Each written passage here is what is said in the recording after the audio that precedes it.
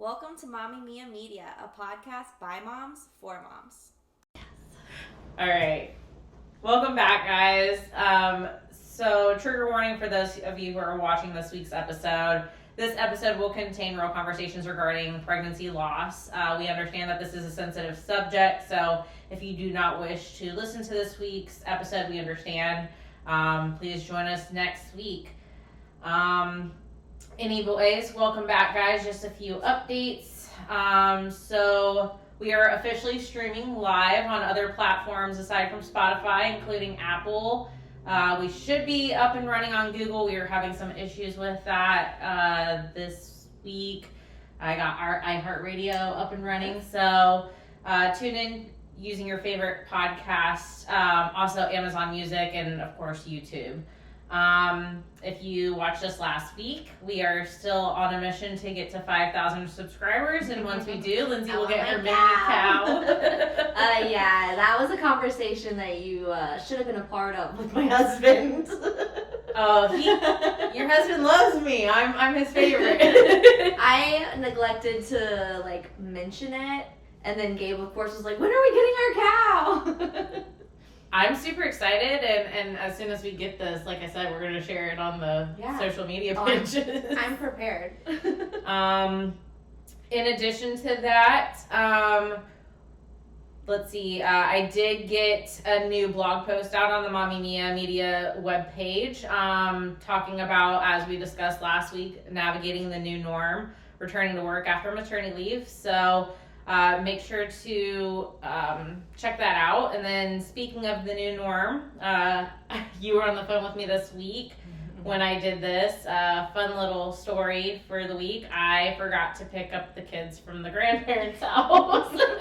I got almost home and I was on the phone with Lindsay and I was like, I can't wait to see the girls. And I was like, oh, crap. I'm like, what'd you do? What'd you do? She's like silent. She's like, I was so excited to see my girls. I literally got home and realized I didn't pick them up.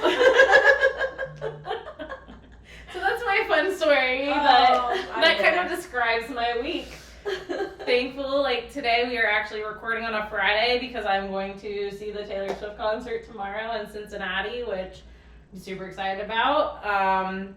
There is a little bit of guilt going away from the baby all day, but at the same time, I'm super excited to shake it off and enjoy. She'll be just fine.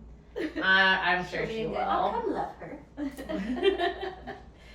She has plenty of people who will come over and spoil her rotten. So, for those of you who are joining, I'm sure that you've already realized on YouTube that we do have a guest with us today. So this is Allie for everybody who's joining us on YouTube. Allie is actually considered my niece by marriage, but we won't call her that. She does not call me Aunt Jen. No. So you should start. Auntie. No. Auntie Jen. Your kids can call me that. But anyways, so Allie, you are the mom of 202. How do you manage? Every day is so different, especially because their personalities are so opposite. They are 13 months apart and they love each other. They are bestest friends, but recently Lane has started to, that's mine. No. And when Rory gets close to their bedroom, she starts to push her out of the room out of the walker, and I'm like, so it's been interesting, but it's harder because I work from home sometimes, and if they're not at the sitters, they're not at my grandparents', then if they're with me that day or with us that day, because Jake's home 2 days a week, it's a lot. It's a lot. I can imagine. I was going to say, I can imagine having two, but two under two and so close together, both of them having their own individual wants and needs. Oh my goodness. The craziest part, I think, trying to work on top of it. Yeah. Holy crap. It's the craziest part is I already forgot. Once Rory got there and Lane was only 13 months, I forgot everything, and it was like I was a new parent all over again. That makes me feel a lot better because, obviously, you got a gap. Yeah, I have a huge gap. That is huge. There's an 11-year difference between that and the baby. But then, I also come to those moments of realization that I'm like, I don't know what I'm thinking. Like, just like I'm sure you do, because Yeah. you're like, they're so close together, but I'm like, man, mine are so far apart that I'm going to have a toddler and a teenager. Like, Yeah. I'm not prepared. So, no, absolutely. And then in terms of you having 2 under 2, so you said that you're working. Are you on the phone frequently, or do you have to? I mean, it just depends. So with my job, the biggest thing that I do now, since I'm only a year into this role, is like constant meetings. Oh, gotcha. And most of the time, like, I'm just a peon still, so I don't have to talk. I'm not important yet. But it's mainly meetings or trying to focus or trying to learn stuff with them there. And it's just very, very distracting. Oh, I can understand. Oh yeah, absolutely. Yeah, and it's hard to, like, you feel bad because they might be just in another room and you can hear them, but you know you're missing out on that time with them and wish I was like teaching them something, but instead I'm closed up in the office and working all day long. So I mean, we have to be resilient And as moms. And then so. they get older though, and they know you're on the phone, and they can take care of themselves. yeah, And they don't actually need you, but then they're still driving you crazy though, and needing your attention because they're like, Mom, do you know where the remote is? Mom, can I get ice? Am I allowed to have a pop? I'm like, leave me alone. Yeah. Like, you are old enough. Like, you can make those decisions, and you know the rules. They haven't changed. So figure them out. Well, or you feel guilty even when you're like, Yeah. I want to be helpful, but at the same time, I Right. have other or responsibilities. getting annoyed by Right. like they need help. That's your Yes. job. You're their mom, but at the same time you just can't help it. You can only do so much as a Right. person. And Lane already is mom, and I'm like, oh man, Yeah. oh I man, changed my name. Yeah. Oh yeah. I will say though, the first time your kid calls you, like we were in a group on vacation, and Gabe goes, Mom, Mommy, and I wouldn't turn around because I was talking to somebody else. Then I hear Lindsay,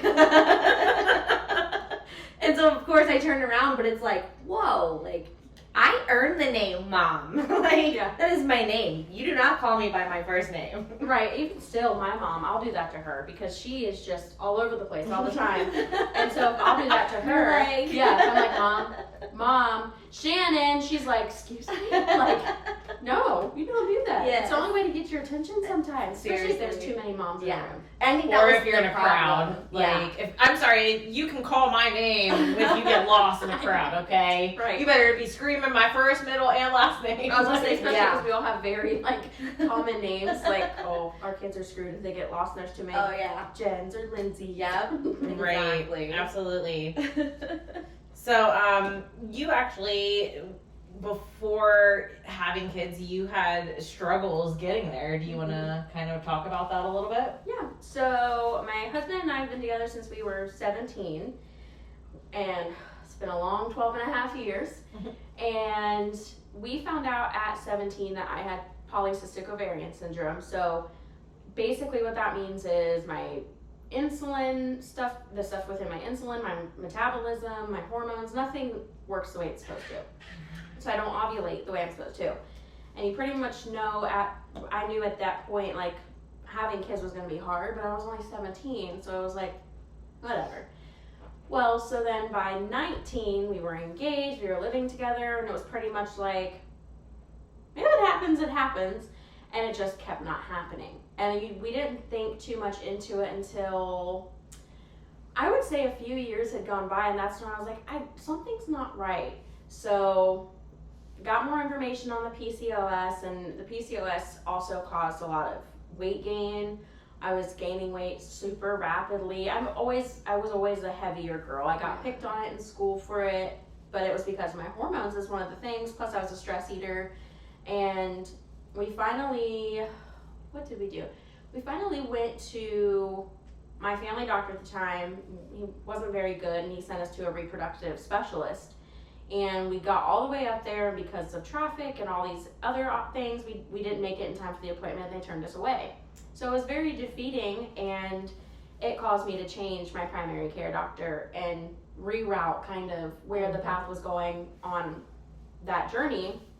And I started with a new primary care doctor, and she was like, why are we starting there? She was like, let's check all your levels. Let's check him, because maybe it was him that was like infertile. And it got to a point where, you know, exercise wouldn't help, or I was under too much stress all the time. And plus I struggle with anxiety and depression, and that would make things hard. And I gave up, and it got to the point where I ended up at a doctor's appointment and stepped on the scale, and the scale said 299.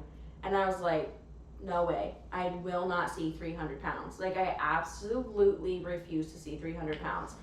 It's like I would look in the mirror and I wouldn't see a 300-pound woman looking back at me. Mm-hmm. But then, like, especially now looking back at pictures, I'm like, wow, like, you got big. And, like, even everybody around me always says, like, you really didn't. Like, I didn't notice the weight. Like, yes, you were bigger, but it just didn't register to people how unhealthy I was getting and how out of control my hormones were. So I took the path of bariatric surgery in 2019. I have a friend who also, she found out later, she's 2 or 3 years older than me, she found out later that she also had PCOS, but hers hit her like a freight train.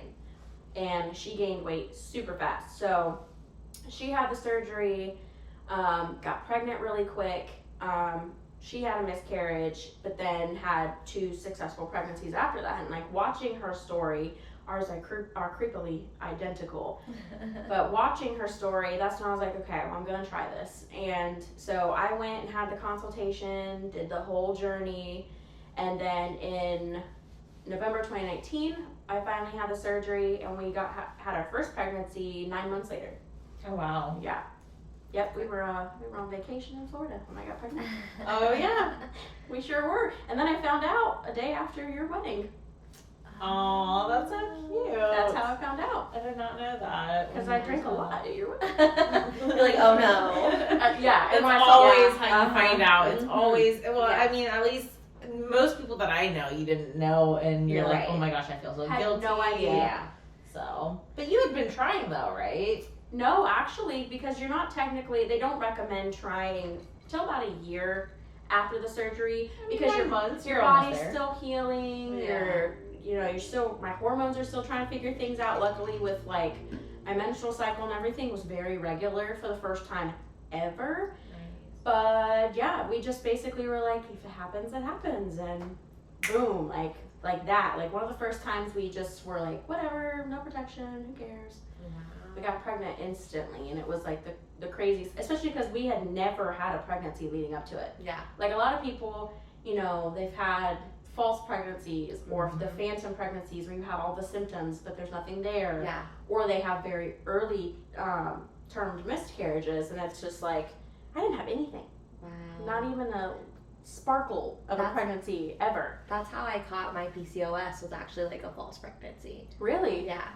Yeah. So, and it was just like one of those things where it was like, oh my, like what is happening? Like I'm having all these symptoms, but I also, like your friend, like it hit me like a freight train. Yeah. And I gained 30 pounds in a matter of like 3 months.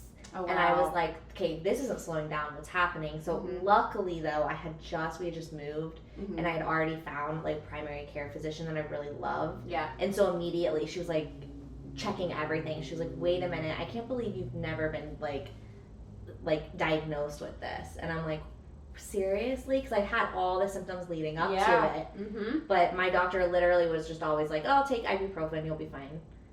I'm like, and then, yeah, and I have 2 kids. So never, like, I had every issue you could have during pregnancy. But I had 2 kids successfully. Oh, so you and found so out it was, after. yeah, I just found out like 6 months ago. Oh, wow. Yeah. Wow. So, Yeah. because but it really was, it was like, am I pregnant? Like, I'm gaining all this weight. I have, like, my breasts are tender. Like, my periods were out of whack. I would either have one or wouldn't have one. Right. And so it was like, what is going on? Mm-hmm. So I didn't even know false pregnancies were a thing until then. Yeah. I was like, what is going I on? had heard about it once with a girl I went to high school with. We were friends, and I saw her go through the false pregnancy, but I had like, it's not something you think of regularly. Right. And then so, yeah, I never had any of the symptoms of a pregnancy other than like my hormones were always always crazy. I had the horrible cramps and heavy flow, and then the facial hair, and it's just like, I mean, literally every symptom of PCOS that you could go down the box, I had it. Yeah.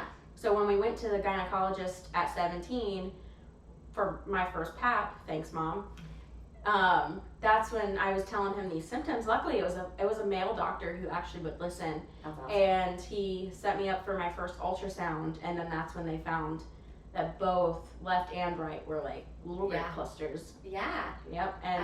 And they see, the thing was for me, he would do ultrasounds all the time on me to see my cysts, but they would always rupture. Like the reason why I went there was because like I had excessive bleeding or something. Well, it was my cysts rupturing. So he's like, well, I can see where they were rupturing, but otherwise you just have like clusters of little ones, and so it's fine. And I'm like, can you do something about this? Yeah. And so that was from the time I was, 17 years old up to now. And then I walked into this lady's office and she's like, I know what boxes these check. Yeah. Yeah. Oh, but and thankfully it's like so much, I mean, unfortunately it's a lot more common these days. Yeah. But it's because it's being talked about that like right. what PCOS is, other than, all these women just have these crazy periods. No, like it could be more than that. And luckily it's like all completely reversed now. Like I still have some of the symptoms, but like my hormones, I mean, we're all hormonal, right? But like everything's great. Like it's completely reversed itself, and it makes me not regret my surgery one bit. That's amazing. Plus I have 2 babies. That gives me hope. Yeah, absolutely. Yeah. But and in the process, you did lose Charlie. So how did you cope with that? I mean, obviously, there's people coming at you to share their condolences. Yeah. But it can only do so much. So how do you overcome that as a mom? Because I think for me, I've never lost a child. I can't even begin to imagine. And then you look at them and you're like, what? Well, and then like you hear about I know of a girl that I went to high school with who lost one a few days after birth. And I'm like, not that you can compare apples to oranges, but I'm like, I can't imagine losing one that you never got to meet, but actually being able to meet one and never know what could. You still always have that notion of what could have been. You know what I mean? Like, and I think that's still one of the things we struggle with the most. Especially, I think now that we have 2 girls and he was supposed to be my son. Like I struggle a lot with like Jake gets to have the father-daughter dances and he gets to walk them down the aisle, and I mean, there's not like a lot of stuff that mothers and sons do, but I've always heard about that insane mother-son bond that I like don't have, and now I'm like, I really want a boy. Yeah. And what's funny is when we found out he was a boy, I was like, are you sure? Like, I'm supposed to have girls first. Like, I just know this. And so like when we lost him, it was like this, like, you really did want a little boy. Like, you just didn't know. And a lot of people don't know is we had 3 choices. We didn't have much options, but we had 3 choices. All of them ending in his life was non-viable. Like, his kidneys were polycystic. He didn't have a bladder, so he wasn't creating his own amniotic fluid at that point. And so when they're not creating their own amniotic fluid, their lungs can't develop. So regardless of what choice we had made, he wasn't gonna make it. So we did choose to go ahead and have it ended. That way I didn't have to be forced through labor and delivery and then seeing something that could potentially scar me moving forward, because I don't know if I would have been able to have more kids. Oh, I completely understand. At least not as fast as we did. Yeah. Because we got pregnant with Lane a month after losing him. Oh. So it was very fast, which is okay with me. So they have a brother watching over them. They do. And that's, Lane was our rainbow baby. So I always, like, we had like a onesie made that said handpicked by my brother in heaven. And it's like, oh, I got chills. Yeah. It was an 18-week pregnancy, so we were getting there. Yeah. We were already past that point where it was supposed to be okay. We were coming up on the halfway point. So the hardest thing is my husband and I are polar opposites when it comes to our emotions and Yeah. coping mechanisms. So he would go shut himself down, go play video games, and that's how he coped with his feelings. He didn't. Right. We don't deal with them. Whereas I'm a blubbering mess Yeah. and just want to cry, or I'm just mad.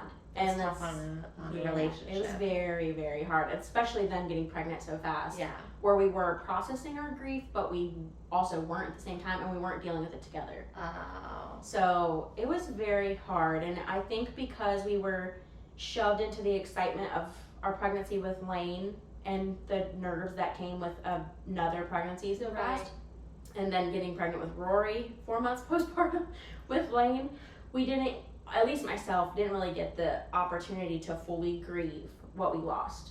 It was part of my story, and I was open to talking about it to others, but I grieved, but not fully. So like I'm now going through a lot of the motions of grief. Absolutely. That like they hit you randomly. They'd like hit me out of nowhere. Like his he would actually be 2 now, which is like the craziest thing to me. Yeah. So I thought about it on his birthday. Like I would have a little 2-year-old boy. Oh. Like what would that be like? Especially because my best friend has twin boys. Yeah. And we were gonna be we were pregnant at the same time. They would have been about 5 months apart. Oh man. Yeah. So it's like, Yeah. what would he look like running around with them? Especially when I see Lane with them, because she's almost as tall as most 3-year-olds. So it's like, yeah. Aww. So it was really hard. I think it's something that I would be not dealing with if I didn't talk about it. I have to talk about it, and I talk about him, and we celebrate him, but it is always the what ifs. Yeah. Like who he would have been. Absolutely. Like I mean, even when you have him this little, you still wonder. I mean, Yeah, like what he would have looked like. Right. Who he would have looked like, and so on. But even being so, going back to what you said, I'm gonna have to edit this piece out. Don't Forgot it. Brief intermission. Brief intermission. Technical difficulties on my behalf. So, what advice would you give to somebody who has recently lost a child? What is a piece of advice that you didn't get that you wish that you would have heard? Luckily my mother-in-law had been through a lot, because Jake was her only successful pregnancy, and he was supposed to be a twin. So she had been through a lot, and so she was very easy to lean on. But it's like no one ever knows the right thing to say, and there's no such thing. I was gonna say, what can you say? Exactly. So that what I always I'm so thankful, because a lot of people who know me or know of me through school or social media or with my clients, like will reach out to me if they're comfortable enough. Like, hey, because you've told your story, which makes me so happy. Like I want to be that anybody's person. Helping, Yeah. Everything that I will say is just, you have to feel it. You have to let yourself feel those emotions and wonder all the thoughts, because if you don't, then it hits you like a freight train later. Yeah. And you spiral and you bulldoze. So much of your life turns into chaos. How were you and your partner able to like kind of get things back on track? Was it just because you got pregnant that like? No, actually, like there's a lot of, we have to do a lot. Like we've explored a Put the lot. work in. Yeah, I was in grief counseling, which opened my eyes a lot. Unfortunately, I don't feel like for him, he really started to work on himself and work on things until Lane was born, because then I don't know if it's being a girl dad or just becoming a dad, because he grew up in a more non-emotional household, especially with his dad. So it was like she opened the floodgates, basically. Yeah. And Girls have a way of doing that. I mean, because Casey's the same way. oh, He's actually more of a strict parent than I am. I'm the kind who will be the helicopter. Oh, she's making noise. Let me go pick her. Yeah. So like he's opened up a lot. We talk about things a lot now where there are no topics that are uncomfortable between us. Sounds amazing. No matter what it is, even topics that would make other people uncomfortable, that shows the strength of you guys as individuals and as a relationship. That's really awesome. And it got to a point where we had to talk about the hard stuff. Like, if we're not going to make it, what is our plan? Because now we have 1.5 because Rory wasn't here yet. But what are we going to do? Right. And it was like we always knew, because we're best friends first and we have known each other our whole lives almost, that even if we don't stay together, 'cause we won't be those people that stay together for children, because I see what it did to my parents, that we will be amazing co-parents and we will make it work. Our vision is, even some days when it's still hard, our vision is, if it gets to that point, we will be the parents, both couples, in the pictures with the kids, where we're all one. We will be one. There won't be that feeling of separation like I can see in my own family now. I get that.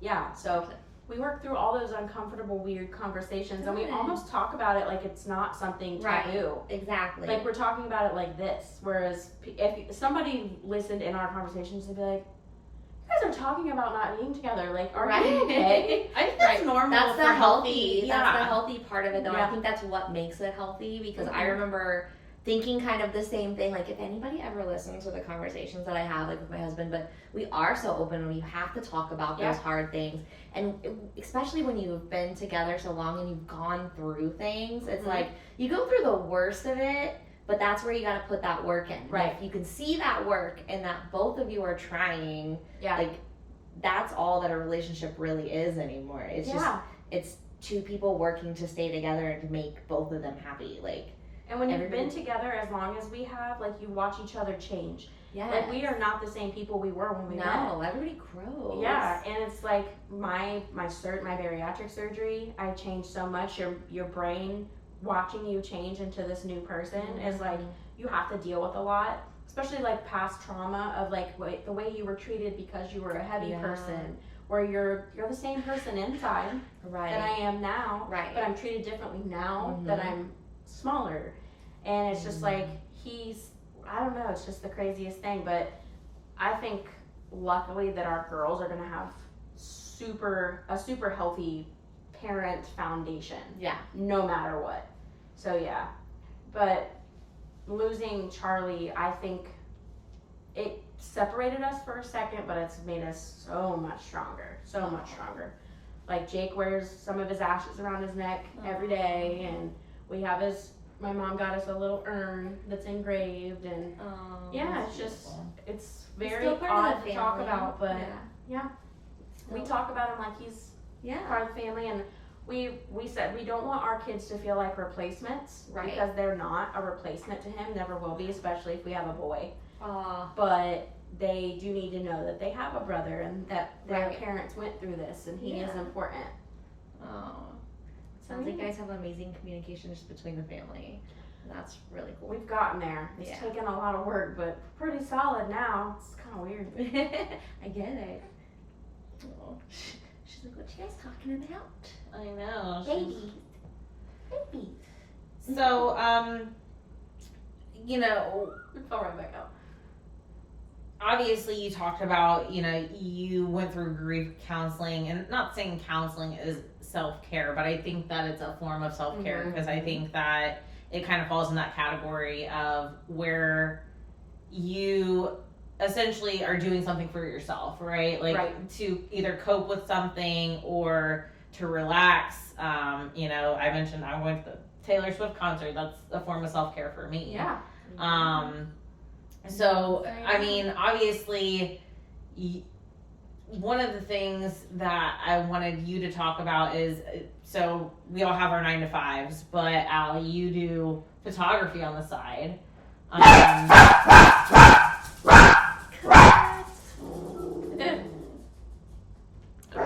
We'll edit that out. It's fine. So, in terms of doing things for yourself, self-care, what are some things, I don't know how I want to phrase that. Pause. Perfect. All right. So it's never, you know, you mentioned that you had basically did grief counseling for self-care purposes. And I, like I said, I put that in the category of self-care because sometimes, I identify as self-care as coping with things that you need to address. That includes, like, if you have depression, taking medication.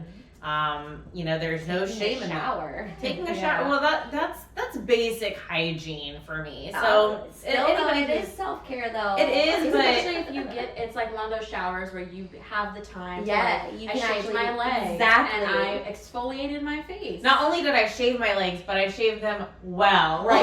And I had the music going and nobody interrupted me. Like, I 100% feel that a shower is self-care because like my basic in and that's out, what I mean. no. Exactly. Like, it's That's the ones where you hygiene. can like chill out and actually use the shower to like relax a little. Right. Like, you're not in and out and hustling. You're relaxing. And you get out feeling like clean Yes. and refreshed. And it's like, wow, I might put Okay. something on other than leggings today. I know. Like, I might actually wear makeup today. Yeah. Yeah, well, and I mean, for me, last week I actually got dressed for our episode. This week, not so much. I mean, we go through our ups and downs, but from a self-care perspective, I know that you went through this transformation, and you've always been involved with photography as a side business. We all have our 9-to-5s, but you kind of took your passion for photography and morphed it into so much more than that. Yeah. So It's a shift talk of about focus. how that is a form of self-care, doing something that you're passionate about, as well as what your mission is in terms of your business model. So prior to having my bariatric surgery, I looked at boudoir photography, especially the way it used to be, as a very dirty, immoral, just nasty. Like, I thought women taking those kinds of photos of themselves, like, of course, like, doing it in the privacy of my bedroom, whatever. But to take pictures with someone, I just thought it was like the worst thing ever. And I think it's because I had a lot of, I didn't like my own image. I didn't see who I was in the mirror reflecting who I was as a person. And even like when it comes to that, like, I was just taught very differently. And I didn't get along with a lot of women because, I don't know, I think I just began to hate the female form in a sense because I didn't like myself. And when I had the surgery, like I said, your mind just morphs and you start going through all of these changes mentally too. Yeah. And I started to see the female body a lot more. I started to appreciate it a lot more. And I wanted people to feel the way I was starting to feel by, changing my hair color from a brunette to red. And I went and got my nose pierced and I gauged my ears and I was doing the things I wanted to do for myself to make me feel happy and reflect who I am inside out. Yeah. And like I always told Jake, I was like, I'm going to be the punk goddess mom that I've always wanted to be, and I don't care who says it or who can. I don't care. So that's when I was like, I want to dive into boudoir photography more because I need to get comfortable with women as a whole. Stop pushing women away because I don't trust them or because of my past history, or I want to be able to make women feel the way that I feel now. And so that's when I started it, and it's just snowballed into this whole thing of I work with women who I know are going to also empower others, and I see so many women come in like nervous and not really talking. They're just beaten down day to day, by what you hear on the media or what they tell themselves internally, or they've just had kids, or their kids are growing and they're having mommy makeovers to finally get to that point in themselves where they're like, okay, this is for me. And they come in and at first they're just not about it. They're not that they're not about it, they're just nervous and unsure. Right. And not sure if they can even pull it off. I'm gonna pass baby. They don't know if they can pull it off at all. Yeah. And then they leave a completely evolved person, laughing, smiling, glowing. You can just see them glowing from the inside out instead of just kind of they sit like this. Transformation. Yeah, they sit like this at first, and it's just the best. Even when empowered, already flourished women come in, and I work with them, they rub off. That's amazing. It's this blue strap that keeps. All right. So go ahead and start. You'll transition to just talking about if I can pull up everything. Goodness. What can your clients expect from a session from you? So they get all the basics. I'm not a photographer that limits my pictures that I return, so I just don't have the heart to do that. If I'm going to spend an hour to 2 hours with you doing all these kinds of things, you're going to get to see everything for the most part, unless it's like weird blurry or didn't turn out. After I process those images, I'm going to return to you as much as I absolutely can, because it hurts my own heart not to edit all of them and see the production of my labor. So I want to give you all of those pieces. So you get all of that in return. We do consultations to help plan what you're going to wear. I try as much as possible to push the norm. So boudoir can be more than just a nice piece of lingerie. Like, it can be your husband or your spouse's baggy t-shirt, or it can be jeans and nothing, or it can be, we can make it more artistic, and it's just so we do that. And then I have a pose coach.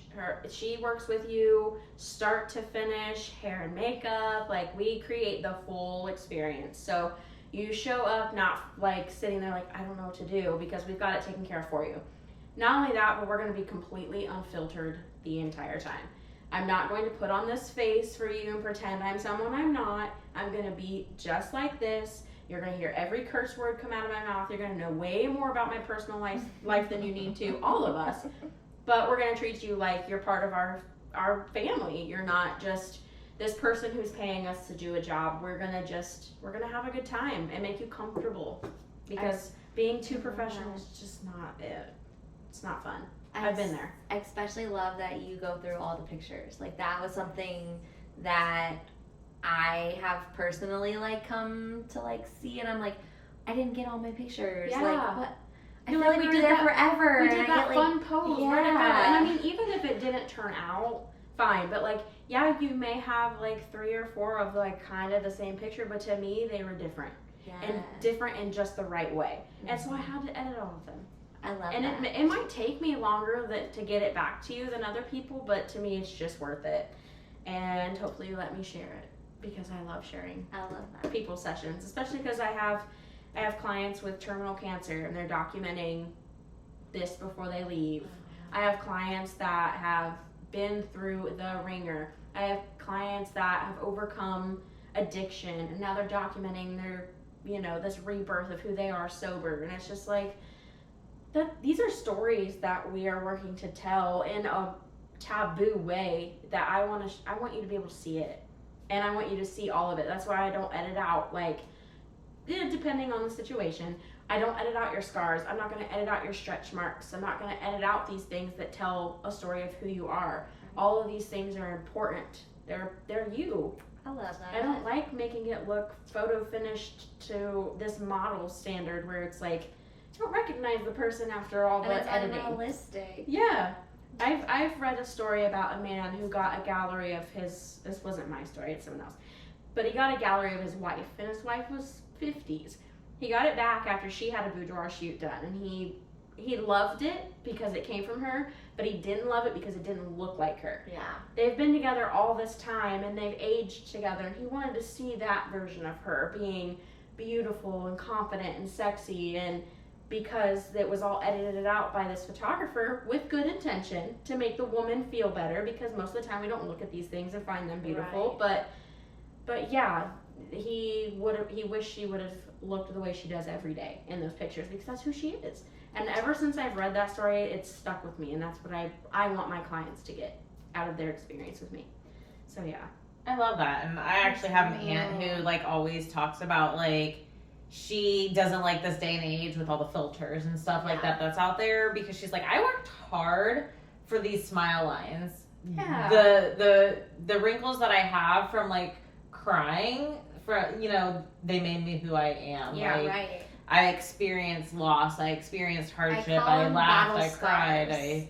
My Exactly. battle scars. Yeah. That's what I say. I call my like stretch marks my battle scars, because literally I went through battle to have my children. Yeah. So it was like, and then like they actually, I don't want to go on a tangent, but they actually like cut my son during the C-section, so he has a little scar right here. Oh. And so that's what he always calls it. He's like, Mom, it's our battle scar. Oh, Like, I love that though. so, Like, yeah. one of my clients a couple years ago, she's a diabetic. She's a type 1 diabetic, so she's got the patch where she's constantly monitoring her glucose level, and she didn't want that edited out, and that meant a lot to me. Or Heck yeah. the addicts that want to they want to cover up their scars, they want to cover up what they've been through, but then I've also taken pictures where they can appreciate that, or It's all part of the journey. Yeah. Exactly. Yeah. And it makes us strong. Like, and I think that's the one of the things that I love, because like I was like you in the sense that I didn't really understand boudoir, and I also was raised in a very religious household. Alrighty. Sorry, we had to take a brief pause. My dog thinks that she is part of our podcast. So I was also raised in a religious household, and one of the things that we were taught is that, being modest was part of who you were supposed to be. You weren't supposed to show skin, like your stomach and stuff like that. And I mean, Britney Spears, Christina Aguilera, they all did it, but it was so taboo, like for at least in our household. And nowadays, the same kind of trends are emerging. We're seeing the crop tops, we're seeing the booty shorts, and having a teenage daughter, it's also scary. But I'm also like, I don't want my kid growing up and feeling like she can't be sexy without being sexualized, if that makes sense. Yes, exactly. But in this filtered, all this makeup, like, it's not necessary, first and foremost. Don't get me wrong. If you want to do the makeup, the full-fledged face, like, by all means, please do that. Like, you are who you say you are. No, I love that you invest that. It's part of my self-care. Like, if I don't put myself together, I can feel myself, like, slumping down. And I'm just, you see what I'm saying? And then you get into a slump and you stay in that slump. And that's how I've noticed it. That I was doing that the last couple weeks, because I didn't have to physically get up and go in anywhere for work, really. And that's when I was like, no, we need a day where you, like, get dressed, do your hair. Yeah. I at least, throw the makeup on. Yeah. Well, and as a new mom, like, it's hard, and you've experienced this too. As a new mom, it's hard to get back in the swing of things, especially when you have 2 under 2, I'm sure, where you're sitting there and you're like, oh my gosh, it's hard enough for me to take an uninterrupted shower for 10, 15 minutes, but like, for me, it's like, I will, I would love to, even now, like, I am in this slump where I feel like, man, I wish I was a little bit skinnier, but I'm like, I have to give myself grace. It's been 2 months since I've had the baby. Right. I am trying to get myself back on a routine and take care of myself in the process of taking care of Natalie as well, because I have one who's kind of exploring that, she's just, kids are so influential these days. She pushes. And my kid, she's a little bit more mature than your average 11-year-old, really is. but she is very in tune with you try to keep them off social media and things of that nature, but all her friends have it, and they see these women who everything is just about being dolled up, and it's like, that's not everything, Right, for me, it's like, I'm lucky if I get it once a week, but I also want her to learn, if that makes you feel good, you do what makes you. And I think that's what I love the most about this, is because it doesn't matter to me which end of the spectrum a client's on. Like, a client can be, personally, I love it when they're in the slump. They're doing this while they're in the slump because they need help feeling out of it. Like, especially a lot of my clients will reach out to me and be like, I'm really interested in a shoot, but I'm really trying to drop 20 pounds, or I'm really trying to, and it's like, I get it. I do. I get it. But do it now. Love you now. Man, you make me sign me up. Yes. I'm telling you, it's the best time. Every time I leave a session, I'm on such a high from it. It's just the best. And even if it's not boudoir, like, because I still do maternity, so I work with pregnant moms, and I'll do both. I can do mommy booty, like I call it mommy booty. I'll do that where I'm celebrating mom's body, doing what it's meant to do, but also celebrating it in this moment of your life, this part of your journey. But then I also do regular maternity where we're celebrating, your little peanut that you're growing and how exciting that is. And it's just all the best. And couples, I love couples, especially when couples get steamy, because everything's so overly sexualized. And my brand personally is, I want to be as sex positive as possible. That's who I am as a person. It's one of my favorite pastimes. But, like, you can be an intimate couple without it being all about that. Right. You can snuggle up and cuddle up without people thinking that's the direction it's heading. It's just about you embracing that intimacy as a couple and just loving that closeness with each other. And it's just like, it's all the best. It really is. I think I like pushing the boundaries and being like, that's not necessarily how it is. Right. And it's important for people in this day and age because of the social media and all the different angles these kids are seeing. Like, you have people like, the social media influencers that everything is always you pull out plucked their and beauty, changed. and it's the opposite of what the social media is doing, I feel like. I try. I really try. I don't want it to be filtered. Don't get me wrong, I always put a filter on my pictures, and I wish I didn't. Because I'm not always there for myself the way I am for other people. And it's always a learning process. You never stop learning, I don't think. And every single client changes me just a little bit in a different way. Like, especially stigmas or stereotypes or things like that. It's the best. It really is. One day, that's all I'll do all day. All day, every day. That's beautiful.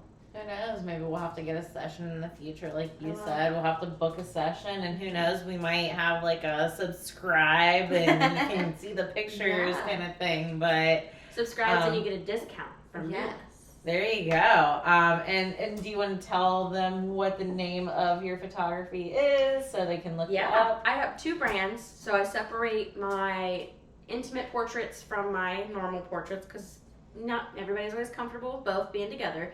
But I have Barefoot Moments by Allie, and then I have Wild Intimates by Allie. Those are the two that intermingle. My overall brand is Barefoot and Wild. Okay. And we'll put a link below for anybody who would be interested in booking a session with Allie. She is available. Are you solely available just in our area? Are you willing to travel? Oh my God, I'm dying to travel. Get me out of Ohio, if possible. But I'll go anywhere. I really will. I'll go anywhere. Okay. Anywhere. Anywhere. She's like, please. I'm trying so hard to get to the Pacific Northwest. I want to do photo shoots outside up there so bad. That'd be gorgeous. Oh, it's so breathtaking in that area. Yeah. And I love the way the photographers of those areas photograph people in the environment. I want to try. I'm going to go with you. That's fine. I'll carry all your bags, everything. One of these days, I'm going to have like the, what are they called? The like schoolies, the buses, or like the live-in vans. And I'm just going to travel cross country for a summer and pay for it with photo shoots. That's a goal. That's amazing. But I'm a mom now, so we'll see. We strap the kids to our I was backs going for my to say, shoots. don't count yourself out. No, Jake will have one, and I'll put the other. That's already what we're doing. So come out to the farm. We can do some outside shoots there. Once you have your mini cow. Yes. There Get us that mini cow. We need the likes and subscriptions, please. I'll get the mini cow, and we'll do some photo shoots with Allie. Yes. Well, guys, thanks for tuning in this week. Again, like, follow, share, subscribe. We will, again, be putting Allie's info down below. So if you're interested in just looking at what she has available in terms of what she offers, pricing, ways of getting in contact with her, we'll put that below for you guys to take a look at. We definitely appreciate you guys tuning in this week. Next week, I'll have to tell you guys how the Errors tour went, since obviously we're shooting this a little ahead of schedule, so I'll need time to recover and probably get my voice back following the concert. For those of you who know me, I am a huge Taylor Swift fan, so who knows? I'll probably be in tears because I've been waiting for this day for so long. Yeah, and you're going to be a mess. I'm going to be like, oh my gosh. Mom's gone wild. She's going to be a blubbering fool the whole time. I know it. I just know it. Be like crying like a baby coming home from the tour. Yes. Which for those of you who Can't wait for that phone call. it's from a song, but it's actually crying like a baby coming home from the bar. It's fine. But tune in next week, guys. We look forward to speaking to you. Thanks. Bye. Wait a minute. What? Your poll. Oh yeah. I gotta edit that piece out. But long story short, so there's one last piece of business.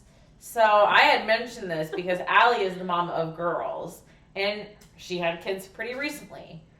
I was told in the hospital, and Lindsay can vouch. I heard it. That I was the there. nurse told me it is not required to wipe your children after a pee, and I feel like that's very weird because for me, I'm like, you know what? I get it if it's a boy. You know, they shake and go, but like in a diaper. Not in a diaper though. They pee everywhere. Right. Always So, wet. but with a girl, I'm like, as a female, like we wipe after every session. Like, why wouldn't you? But the reasoning behind it, they said, is because it gives a rash. But were you told this? Like, No. Okay. Nope. I've never heard this. But I know of friends with boys who they don't wipe either when they change their diapers, and if it's just a pee. So I don't know. I was told that the diapers are absorbent enough to withstand like soaking it up, and adding that additional moisture can lead to more diaper rash than what you typically want, which I'm like kind of makes sense, but I'm still like I feel like I've hygienically, heard of like moisture lock technology. right, Yeah, but even everything being just so, changed. I feel so out of it. I'm like, to Not heat for the me. bottles, not to heat the bottles, to wipe your kids, to not wipe your kids. Like, So that's why we're taking it. This I don't know. It's all changed. I'm old. So, do you guys wipe your kids after a pee? Because I do. I feel like, no judgment if you don't. I don't know. So, she's intrigued. I'm intrigued. So, comment below, or we'll put a pull up and let us know. And that's the end of our show. Thanks. Bye.